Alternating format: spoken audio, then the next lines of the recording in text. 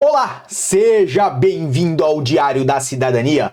Meu nome é Célio Sauer, eu sou advogado e nós vamos falar sobre autorização de residência em Portugal. Vamos falar o que acontece se você chegar à AIMA na sua entrevista sem estar a trabalhar. Então, fica conosco porque, obviamente, o assunto é interessante, principalmente porque muita gente vai, nos próximos dias, na estrutura de missão, tratar do seu pedido de manifestação de interesse e tantas outras pessoas mais vão à AIMA nas delegações tradicionais para tratar os mais variados pedidos. Então nós vamos tentar trazer aqui o máximo de informação possível dentro do tempo que nós temos. E hoje é 3 de janeiro de 2025, esse é o nosso primeiro vídeo de 2025 e nós estamos ao vivo com você. São 8 horas e 27 minutos aqui em Lisboa e temos Diego Salgado, Alessandro Bortolini, Vismalan, Santiago William, Alessandro Silva, Valério, Cristiane, Roberta, Cláudia e muito mais pessoas chegando conosco. Então agradeço muito ter vocês por aqui. Agora, o que interessa? Você hoje tem um processo de residência em Portugal. Está em avaliação do seu processo de residência em Portugal. Nessa situação, quer fazer a sua autorização de residência com os mais variados motivos. Não importa se é por estudos, se é por trabalho, se é por reagrupamento familiar. O que importa? Você tem um agendamento, você tem uma entrevista, você tem que fazer um comparecimento à AIMA.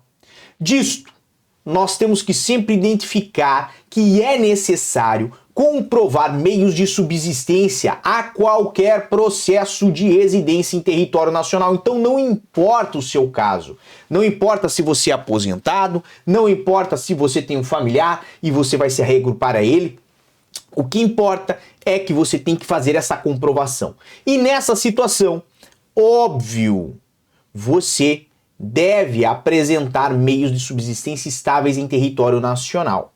Muitas vezes, trabalhar supre esse requisito. Ou seja, muitas vezes a pessoa que vai fazer a sua própria residência já está a trabalhar, tem um contrato de trabalho, tem uma atividade independente aberta nas finanças, tem uma empresa em Portugal e não importa o tipo de processo que ela está fazendo, pelo menos de modo genérico, certo?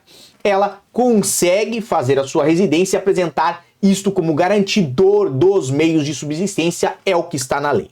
Ou seja, vamos pegar José. José vai fazer um processo de residência como estudante de mestrado, artigo 91. José já está a frequentar o mestrado, mas também desenvolve uma atividade independente em Portugal e através disso emite recibos verdes e por isso tem condições de se custear, de se manter aqui em Portugal. Quando vai à AIMA, apresenta a sua situação laboral, além de apresentar que tem uma poupancinha, um valor dentro de uma conta bancária, seus recibos, atividade aberta, tudo isto comprova meios de subsistência. Poderia ser um contrato? Poderia. Por que foi uma atividade? Porque foi o que me surgiu na cabeça na hora que eu vim falar. Ok? Vocês já sabem, o vídeo aqui não tem script. Então, vamos adiante. Neste ponto, quando José não trabalha, a situação pode ficar um pouco mais complexa. Ainda nessa situação, como uma pessoa que veio a estudar em Portugal, faz um mestrado, está ali pelo artigo 91, poderia José, por exemplo, apresentar meios de subsistência estáveis através de um termo de responsabilidade onde outra pessoa com título de residência ou nacionalidade portuguesa apresente por si, ou seja, apresenta por José, estes meios de subsistência estáveis. Ou José poderia apresentar poupanças na ordem de 12 salários mínimos nacionais para efeito de comprovar meios de subsistência e, obviamente, independente do trabalho, teria acesso a um título de residência. Então, é tudo perdido se você não estiver a trabalhar? De um modo genérico, não. Agora, de um modo específico, pode vir a ser. E o que eu quero dizer com isso? Quero dizer que quando nós vamos falar de um processo de num processo, por exemplo, de reagrupamento familiar, certo? Quando nós falamos de um reagrupamento familiar, obviamente, nós temos que levar em consideração que aquele contrato ou aquele indivíduo que tem o título de residência tem condições financeiras de se responsabilizar por todos que pretende reagrupar, da mesma forma que quem assinou o termo de responsabilidade por José. Óbvio, nessa situação, se nós falamos de uma residência com base, com fulcro, com objeto e fundamento no trabalho, bem, neste caso, estar a trabalhar é necessário. Não há como fazer uma residência, por exemplo, de profissional de alta qualificação se você não estiver na condição de um trabalhador subordinado independente altamente qualificado. Como também não é possível você fazer uma residência ainda com base na manifestação de interesse, os processos antigos que agora estão a finalizar, se você não estiver a trabalhar, ou seja, se não estiver a exercer aqui em Portugal uma atividade independente, ou uma atividade empresária, ou uma atividade, obviamente, né, ou uma atividade, podemos botar assim, subordinada, ou seja, com contrato de trabalho. Por isso é muito importante para você ter atenção ao tipo de processo que está fazendo. Porque, de um modo geral, não é necessário você comprovar que está a trabalhar para ter acesso a um título de residência.